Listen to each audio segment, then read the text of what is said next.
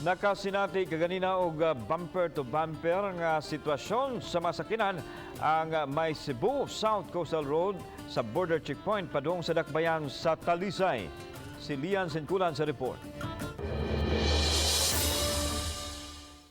Ingon niini ang sitwasyon kaganihang buntag sa may Cebu South Coastal Road. Diin taas-taas gyud ang linya sa mga sakyanan nga molabang aron makasulod sa probinsya sa Sugbo. Gawa sa mga cargo vehicles, higpit nga gisusi sa kapulisan ang mga sakay sa private vehicles kung lakip ba sila sa mga exempted nga makalabang.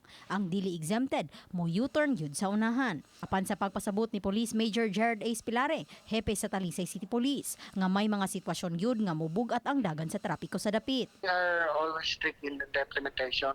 Nagi mo ipa-U-turn every day. Gani gibantayan na usab nila kung unsa usab nga mga oras nga daghan ang maglinya nga mga sakyanan nga molabang sa border. We already noted nga kining mga orasa mo na mga time nga mo build up gyud ang traffic. Diya. Then it also occur during 6 p.m. and morning. 2 p.m., 6 p.m. and morning. Uban ni Renate Quiñones, Lian Sinculan, Balitang Bista.